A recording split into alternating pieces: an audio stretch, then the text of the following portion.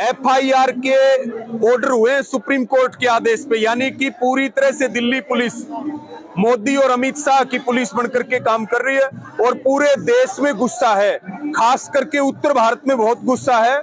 और ये हमारी बहन बेटियों की इज्जत और अस्मिता की लड़ाई है। इसके लिए हमें जो भी निर्णय लेने पड़ेंगे, हम अंतिम निर्णय तक भी जाएंगे, लेकिन सरकार को घुटने टेकने पड़ेंगे, सांसद की गिरफ्तारी करनी पड़ेगी, कुश्ती संघ के पद से हटाना पड़ेगा और हमारी इन पहलवान बहनों को और हमारे भाइयों को न्याय मिलेगा। कुश्ती बचेगी। कुश्ती हमारे गांव का प्रतीक है, हमारी संस्कृति का प्रतीक है, हमारी भारतीयता की पहचान है और ये लड़ाई युवाओं के भविष्य और हमारी बहन बेटियों की अस्मिता की है। इसको हम लड़ेंगे। आज हम भी बहुत एक सब नौजवान साथियों के साथ, किसानों के साथ आए और आगे जिस भी प्रकार का निर्णय होगा हम मजबूती के साथ डटे रहेंगे। सरकार जो बेसिक मांग थी कि एफआईआर कम से कम दर्ज हो, तो वो तो अब बोल दिया सुप्रीम कोर्ट ने, फिर किस बात? देखिए, ये इस आंदोलन की एक नैतिक जीत है कि जब सारी सरकार चुप है और जब सारी सरकार सांसद बृजभूषण को बचा रही है, उस समय सुप्रीम कोर्ट से एक आस थी और सुप्रीम कोर्ट ने एफआईआर के ऑर्डर दिए।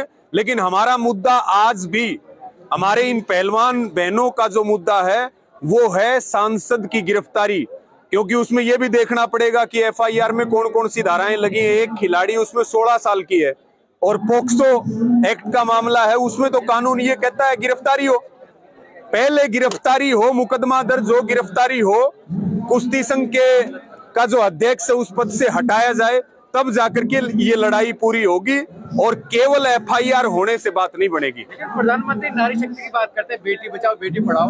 आज खिलाड़ी महिलाओं की ये स्थिति हो गई कि एफआईआर नहीं की जा रही, सुप्रीम कोर्ट का दरवाजा खटखटाना पड़ रहा है। देखिए, प्रधानमंत्री जी तो फोटो खिंचवाते हैं इन्हीं खिलाड़ियों के साथ। आज उनको खिलाड़ियों की आवाज नहीं सुनाई दे रही है और पूरी बीजेपी और पूरी आरएसएस इस बात में लगी हुई है कि ये खिलाड़ी तो एक जाति से आते हैं, ये खिलाड़ी एक प्रदेश से आते हैं। ये राजनीति का दिवालियापन है। जब ये मेडल लेकर के आते हैं तब कहते हैं ये भारतीय है, यानी कि इतना दोगलापन जो है।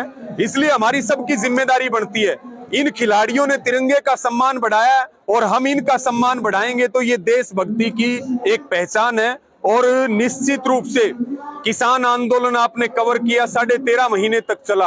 आज भी किसानों में वो ताकत है कि वो अपनी बहन बेटियों की रक्षा के लिए दिल्ली को चारों ओर से घेर सकते हैं। और ये जो सांसद बृजभूषण है, ये बाहुबली है, गुंडा है, बदमाश है, 302 से लेके 307 तक के पर्चे दर्ज हैं। हम ये कह रहे हैं कि सरकार इन खिलाड़ियों की बात को सुने, सरकार उनकी बात को माने, नहीं तो सरकार का पूरे देश में विरोध होगा और यहाँ किसान आंदोलन की तरह पक्के मोर्चे लग जाएंगे, यहीं लंगर चलेंगे, यहीं आंदोलन चलेगा और यहीं टेंट तंबू लग जाएंगे। तो सरकार के लिए भी बड़ा भारी होगा अपनी खाल को बचाना। संसद घेरने की तैयारी में, अब संसद घेरने की तैयारी में देखिए, देश में तानाशाही हो रही है, देश में अडानी अंबानी का राज चल रहा है।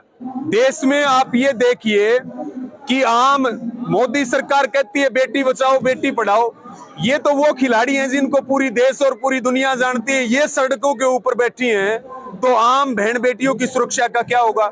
हरियाणा में शिक्षा, ये जो खेल मंत्री है सरदार संदीप सिंह, वो यौन शोषण के आरोपी हैं, जिनके खिलाफ वो बहन शिक्षा डागर लड़ रही है, उसके ऊपर जानलेवा हमला 2 दिन पहले करवाया गया। इसी प्रकार से बीजेपी भरी पड़ी है बलात्कारियों से, यौन शोषण के आरोपियों से। और आप ये बताइए कि एक सांसद को क्यों बचाया जा रहा है? क्या ऐसी बड़ी बात है जिसके कारण पूरी सरकार, पूरा आरएसएस और पूरी बीजेपी एक सांसद को बचा रही है? अभी हम कह भी रहे थे, यहाँ बोल रहे थे कि भाई दाल में काला है या पूरी दाल काली है। जो सरकार का रोल है उससे केवल यही नजर आता है। खेल मंत्री का भी बयान आया, खेल मंत्री कह रहे हैं अनुराग ठाकुर, जो आधी रात को पिछली बार समझौता करवा रहे थे, कि हम समझौता नहीं करेंगे। हम उनको ये कहना चाहते हैं, जिस मंत्रिमंडल में आप मंत्री हो और जो प्रधानमंत्री हैं, ये वो कुनबा है जिन्होंने प्रधानमंत्री को हराया है। भाई तेरी तो औकात क्या है? घुटनों के बल चला के लेके आएंगे, देख लेना जी। चेतावनी दे रहे हैं। किसकी चेतावनी दे रहे हैं? इलाज करते हैं, चेतावनी देना काम नहीं हमारा। हम तो इलाज करते हैं और कोई इस बात को समझे तो समझे, ना समझे तो फिर समय अपने आप बताएगा। जी पीटी उषा जी ने कहा है कि जिस तरीके से प्रदर्शन पे उतरे खिलाड़ी, देश की बदनामी हो रही है पूरे विश्व स्तर पर। देखिए हमारे पास आना चाहिए था। देखिए पीटी उषा जी बहुत बड़ा नाम है खेलों में और उनका सम्मान भी सारा देश करता है। अब वो ओलंपिक संघ की अध्यक्ष बन चुकी हैं, भाजपा की सांसद बन चुकी हैं। अब वो पुराने दिन भूल गई जब उनके ऊपर जुल्म हो रहा था। आपने देखा होगा उनके आंसू टपक रहे थे, हमें आज भी याद है। आज जो है वो एक यौन शोषण के आरोपी को तो कुछ नहीं कह रही, उनको तो क्लीन चिट दे रहे हैं। दूसरी तरफ लोकतांत्रिक अधिकार है खिलाड़ियों का, ये भारत के नागरिक आंदोलन करना इनका अधिकार है। इनको अनुशासनहीनता बता रहे हैं। हम तो पीटी उषा जी को कहना चाहते हैं, अगर ये अनुशासनहीनता है तो हम 1,00,000 बार करेंगे। आप सरकार की गोदी में बैठे रहो, हमें कोई परवाह नहीं है। जैसे पिछले दिनों सरकार का रवैया रहा है विपक्ष के खिलाफ, जैसे राहुल गांधी की सदस्यता फौरन छीन ली गई, तो क्या आपको लगता है कि ब्रजभूषण के खिलाफ जो मोदी सरकार है कुछ एक्शन लेगी, भाजपा लेगी? देखिए भाजपा वॉशिंग मशीन है, बलात्कारी निकालो, बलात्कारी डालो और एक अच्छा आदमी बन के बाहर निकलेगा। यानी कि जो भाजपा में आ जाए वो तो गंगा में नहा लेता है और जो दूसरी पार्टी में हो उसके ऊपर सारे आरोप। ये सारी चीज देश देख रहा है। ये डिक्टेटरशिप, ये है घोषित इमरजेंसी है देश में और पूरा देश इस है घोषित इमरजेंसी के खिलाफ लड़ेगा जिनको सरकारों में बैठाया है। यानी कि मोदी जी कहते हैं चाय बनाने वाला प्रधानमंत्री बना। आज 9 साल बीत गए, चाय बनाते हुए हमने कभी देखा नहीं। देश सारा बेच दिया, सेना तक बेच दी। अडानी अंबानी की सरकार है। जिस अडानी का नंबर 623वां था, मोदी सरकार में उनका नंबर दूसरा आ गया। इतना बड़ा कांड हुआ और अडानी के खिलाफ कोई जांच नहीं बैठी और मोदी जी कहते हैं ना खाऊंगा ना खाने दूंगा। अब तो ना वो बोल रहे हैं खुद और संसद को भी पूरा म्यूट कर दिया। तो ये देश देख रहा। 30 अप्रैल को संयुक्त किसान मोर्चा की मीटिंग है, उसमें आंदोलन की, बड़े आंदोलन की लोकसभा से पहले हम तैयारी कर रहे हैं और उसमें इस मुद्दे को लेकर के भी गहनता से मंथन करके निर्णय लिया जाएगा। खबर क्या कहेंगे कि अब लोग बजरंग पुनिया को भी कह रहे हैं कि आपने गलत लोगों से पंगा ले लिया। इसके अलावा जो पीड़ित परिवार है, जो विक्टिम है, उनके घर वालों को भी धमकियां मिल रही है, इस पे क्या कहेंगे?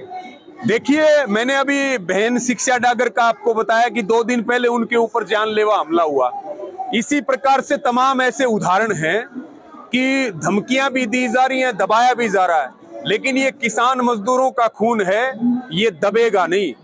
हम इनको सत्ता से उखाड़ फेंकेंगे क्योंकि ये सरकार जो है वो देश विरोधी है और ये खिलाड़ियों के विरोध में। इन खिलाड़ियों का तो सम्मान करना चाहिए था सरकार को।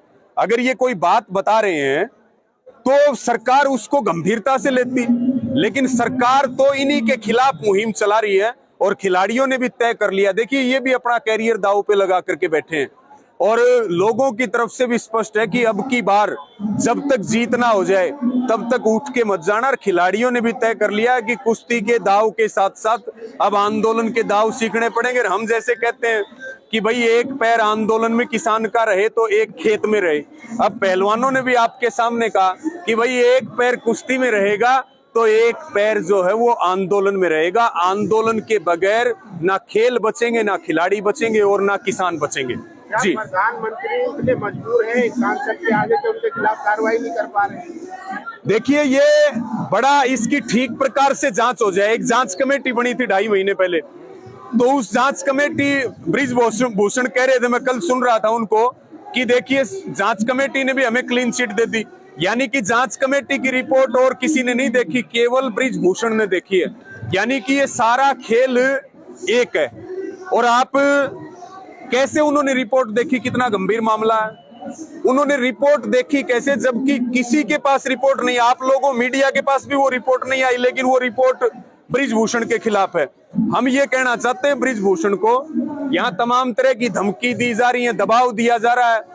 अब ये पूरा देश खिलाड़ियों के साथ खड़ा हो चुका है। अगर अनावश्यक रूप से कोई गुंडागर्दी करने की कोशिश की तो सांसद ब्रजभूषण को तो पूरे देश में छुपने की जगह नहीं मिलेगी। उसकी रड़क और अड़क दोनों निकाल देंगे। उसका बाहुबली, हम बाहुबलियों से ही टकराते हैं। जी बीजेपी की जो ताकत है वो तो आप भरभर के दे रहे हो। बीजेपी के जो वोट है हरियाणा में 10 की 10 सीट हरियाणा उसकी है, बीजेपी की है, उसके लिए क्या कहो? देखिए, वो तो हर साल 2 करोड़ नौकरी देंगे। पुलवामा के शहीदों के नाम पे हवाई चप्पल वाला हवाई जहाज में बैठेगा और ना जाने कितने क्या वादे किए हैं। वो चीज अब बहुत दूर की बात है। अब ये देश सच्चाई जान चुका है भाई। जो 10 दे सकता है ना, वो 10 की 10 छीन भी सकता है। ये बात भी ध्यान रखिए। अभी चुनाव आने वाले हैं जी।